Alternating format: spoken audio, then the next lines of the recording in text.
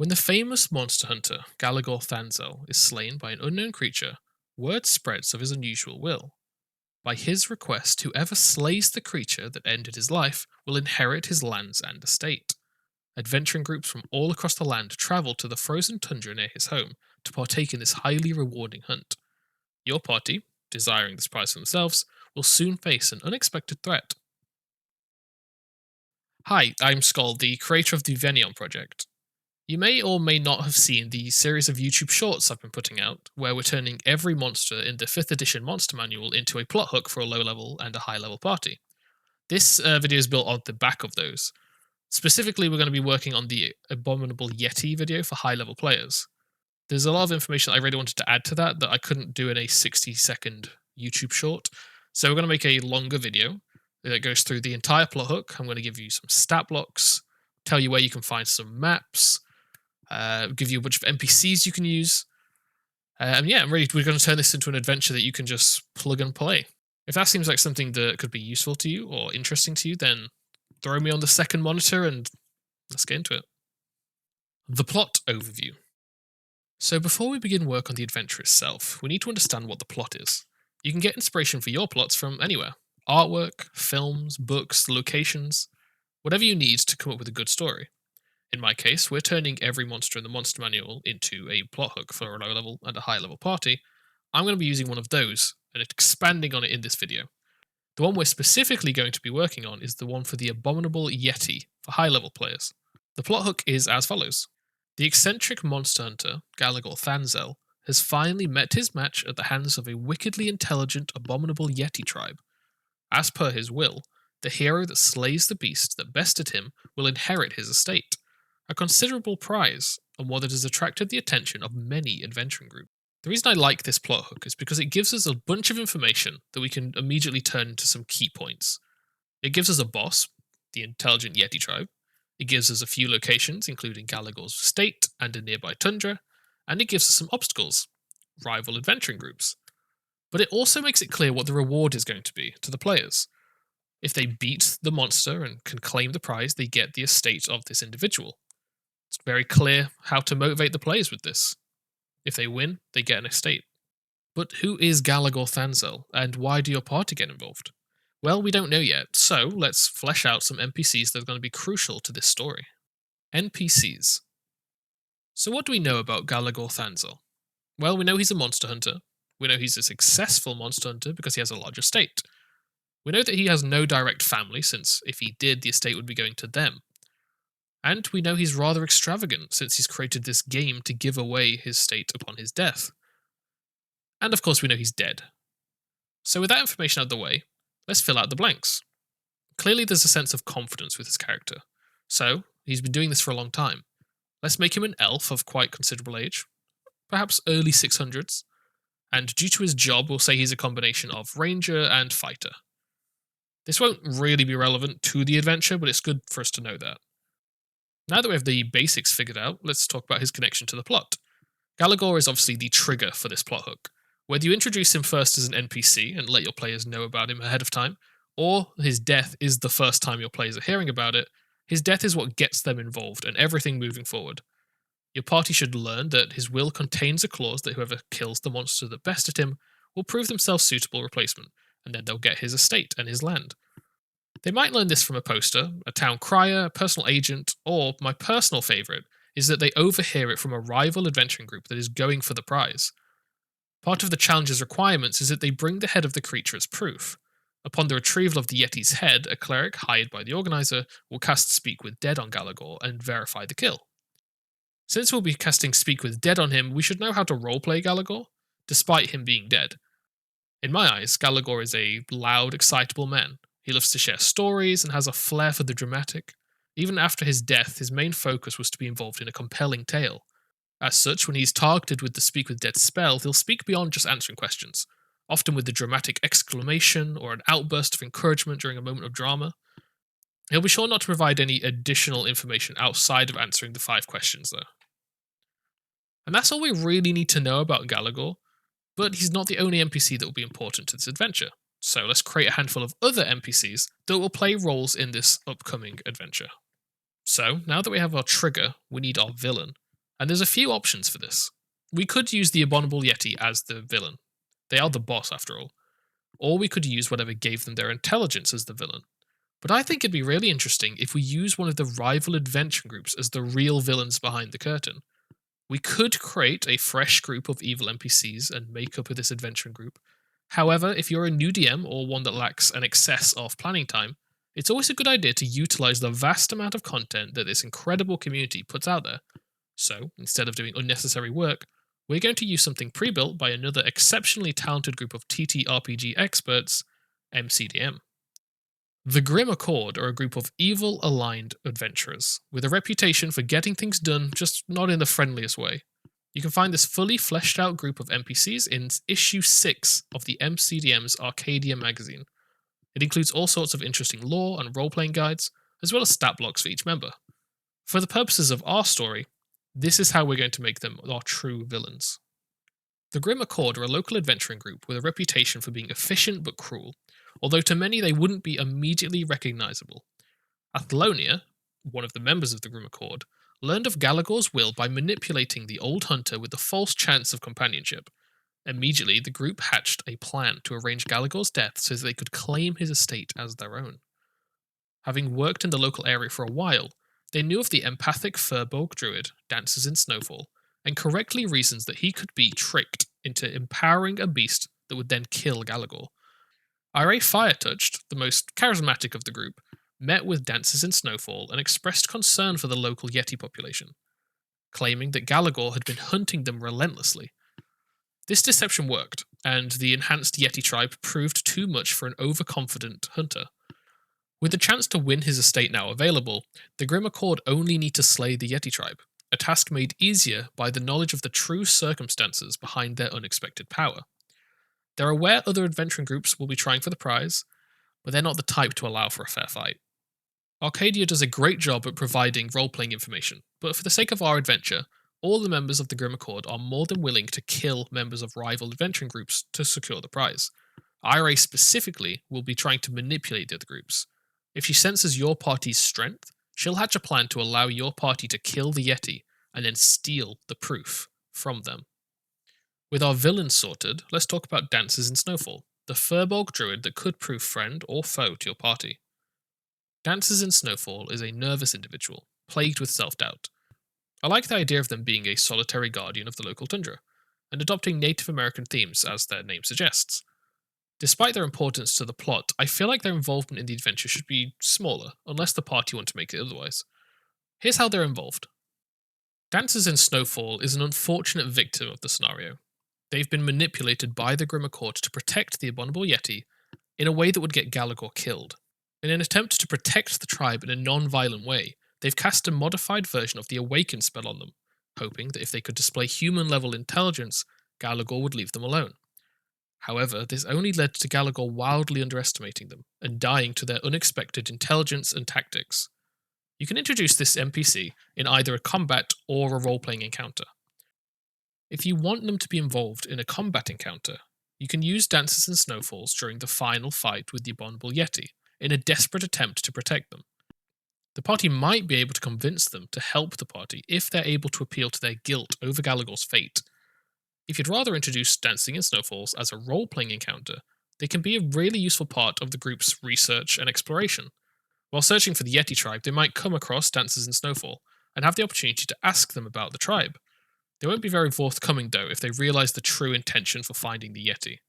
But they do feel guilty enough over Galagor that they might be able to be manipulated into revealing some of the truth behind the situation. In terms of role-playing, Dances in Snowfall is a gentle soul.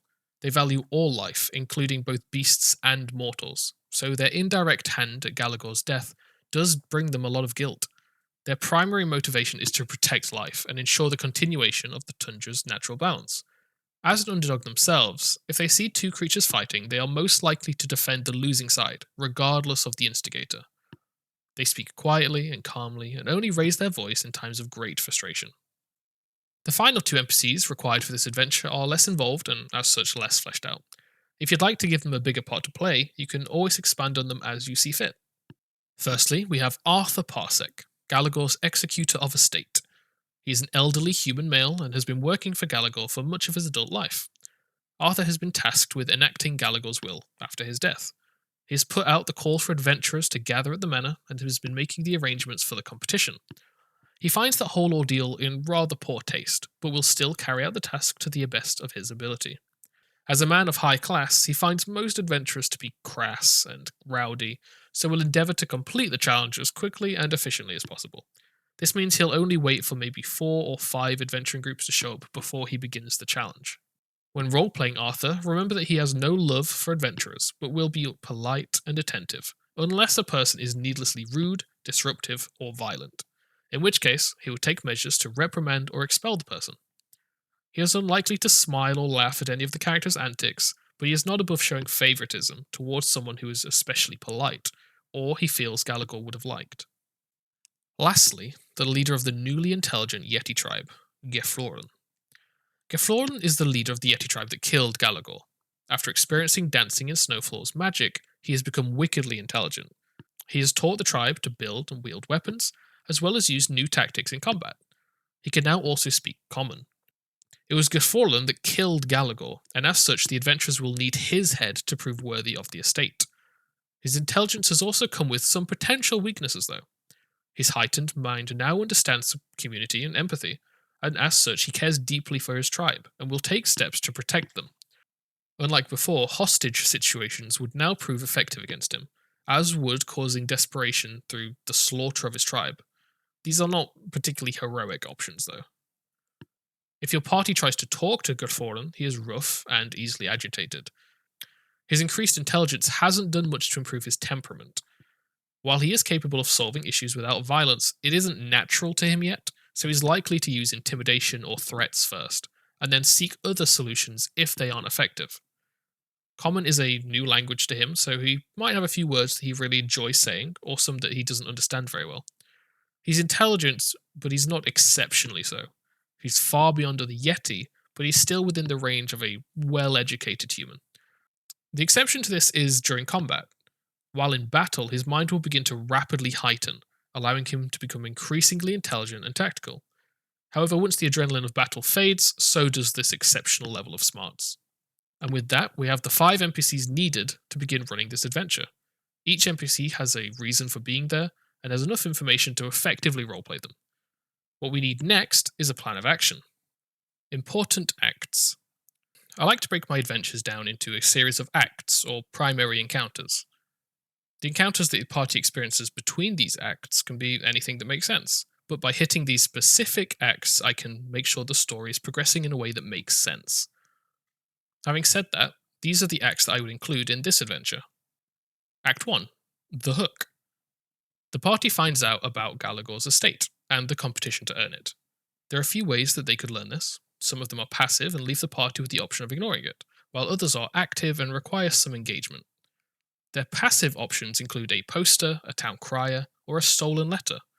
These options give the party all of the relevant information quickly and easily, and can create intrigue. The active options include a recruiter approaching the party and requesting their participation, or my personal favourite, they overhear another adventuring group talking about it and discussing their plans to participate. Both of these options allow the party to ask questions, do some role-playing, and lead the interactions. If the party overhears a rival group talking about their plans, the role-playing interaction becomes a situation where the party is trying to subtly gather information, without the group catching on to the idea that the party might also be going for the prize. Whichever method you choose, your party should learn the following information. Who is Gallagher Thansel? What is the challenge? Where is the estate or meeting point? And when will the challenge be taking place? You're free to provide additional information and adjust these answers to suit your current campaign, but they need to know at least this much before things can progress forwards. If the party are a long distance from a cold climate, ensure to give them enough time to comfortably travel to Gallagher's Manor. During this time period, you can provide any number of small adventures or isolated encounters to make the world feel alive. Act 2. The Estate. The party arrives at Gallagher's Manor and is greeted by Arthur Parsec. Depending on how punctual your party was, they might be last to arrive. If this is the case, allow them the evening of luxury and begin the challenge the next morning. If the party arrives with some time to spare, they are given a room in the manor in which to stay, and some time to explore the area until the final party arrives on the closing date. During this downtime, Islay Fire Touch from the Grim Accord will spark up friendly conversation, asking about the party's previous feats. They will remain friendly and sociable throughout the conversation, all the while trying to assess their strengths and weaknesses. Her goal is to see whether your party is likely to win, and if they are, how to take advantage of their success to steal the win from under them. Once all the groups have arrived, Arthur will gather the adventurers in the courtyard and explain the challenge. During this time, the groups might throw snide comments at one another in a competitive nature. An insightful character might pick up on the fact that any banter aimed at the Grim Accord is not taken as such, and you can see that there's genuine anger and a grudge forming. The information Arthur will provide should include the following. The challenge is a race to figure out which monster killed Galagor and slay it. Whoever brings the head of the monster back to the estate first will win, after being verified by Galagor himself. This is with the Speak with Dead spell. Galagor's body was found deep within the tundra nearby, about a 4-hour walk from the estate. His body had not been eaten or damaged beyond a series of long, deep cuts and extreme bruising, each of which had a severe frostbite in and around the wound. The only thing that was missing from his corpse was an array of rings and jewellery that Galagor wore. This is made strange by the fact that there was a large coin purse that had been left behind. There is no time limit to this challenge, but due to the competitive nature, speed is obviously encouraged. Once the details have been given, the adventuring groups will head out hastily in various directions. Characters with an especially high perception might notice that the Grim Accord subtly follows after the group that was aiming banter at them. Your players won't know this, but the Grim Accord is absolutely going to kill their group. Since they already know what killed Galagor, they feel like they have time to spare. Act 3. Exploration in the Tundra. During this act, your party will explore the tundra, gathering information about what might have killed Galagor. You can spend as much or as little time on this as you like. If your party enjoys overcoming environmental challenges, you can have a blizzard roll in and force your party to take precautions. There are a ton of fun third-party rules for running blizzards in D&D. I'd recommend having a look on DM's Guild and finding an option that suits your style. If you'd like to throw in some additional combat encounters, now would be the time to do so. It's during this time that your party might meet Dancers in Snowfall, the Furbolg Druid. Dancers in Snowfall is an excellent opportunity to learn what happened to Galagor, as he was indirectly responsible. Guilt racks the Furbolg, and an insightful character might pick up on this and be able to ask targeted questions to get to the truth. Despite their guilt, Dancers in Snowfall remains on the side of the Yeti, and if he learns or senses of the party's true intentions for finding them, he'll become fully against aiding them further. He might also show up during the fight against the Yeti to defend them. Dancers in Snowfall's guilt does make him easy to manipulate though. With a bit of effort, he could be pushed to conclude that what he did was unnatural and should be fixed, with a persuasion check. He could also be convinced that the party just wants to retrieve the body, deception check. If the party really knows how to talk their way around him, there's a chance that he could be convinced to join the party in battle, though this would be something like a DC 27. Whether the group learn of the Yeti tribe through Dancers in Snowfall, or by other means, they can locate their old settlements soon after. At the site of the Yeti's previous camp, the party finds signs of recent departure.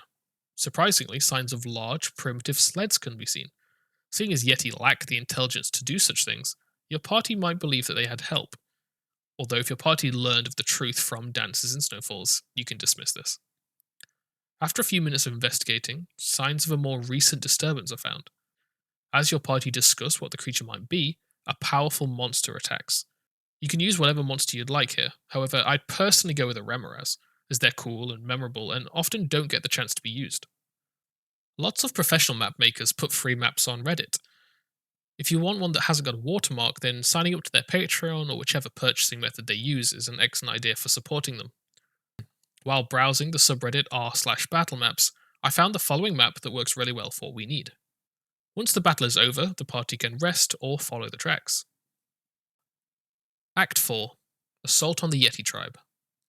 After following the tracks of the relocating Yetis, they'll eventually reach a cozy log cabin. Yeti can be seen in and around the cabin, although their behaviour is not typical of Yeti. They seem to be performing tasks of labour, chopping wood, lighting fires, skinning a deer.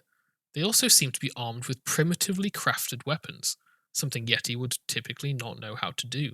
A series of grotesque effigies protrude from the roof of this building. One is crafted from the remains of some poor hunter, likely whoever owned this cabin originally. Another 4 are a rival group that your party would recognize. It's up to you as a DM how much impact they would have had before dying. If the group fell easily, remove 1d8 hit points from 5 random Yeti. If they performed well, remove 2d8 from most of the Yeti. It's best to leave Griffrolan on full health though.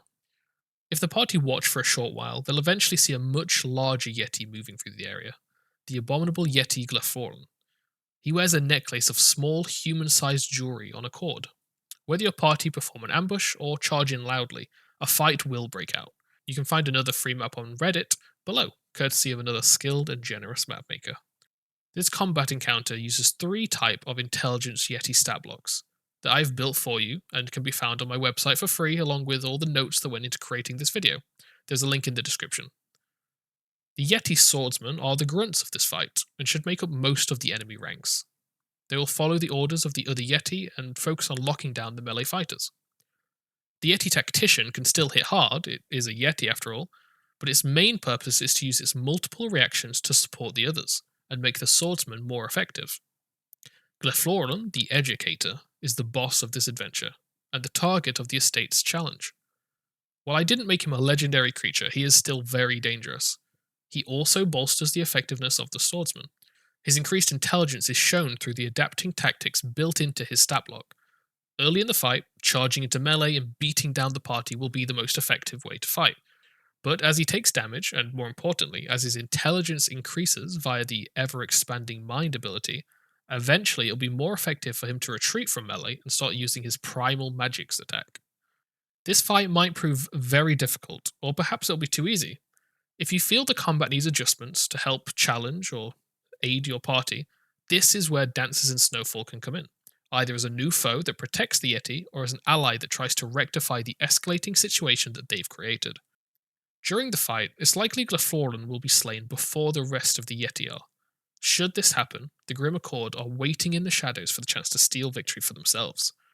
Having known the cause of Galagor's death, they headed straight here and have been hiding, waiting for another group to manage to bring the abominable Yeti down. As soon as it's dead and the party have moved over 25 feet away, the Grim Accord strikes, rushing to the fallen Gryphorlan and cutting his head from his body. You can decide whether they do this stealthily or loudly. If they use stealth, Uldan rolls a stealth check, and provided it's higher than the passive perception of your PCs, he will carefully approach and begin quietly removing the head. If any characters return to within 20 feet of the corpse, have them roll a perception check. It'll take Uldan 4 rounds to quietly remove the head and sneak away. If the Grim Party decides to go in loud, however, roll initiative for them. They won't attack the party or the Yeti beyond shoves or grapples or anything else that keeps the party at a distance while they claim the head. Due to its size, it'll still take them 2 rounds to get the head off, plenty of time for your party to react.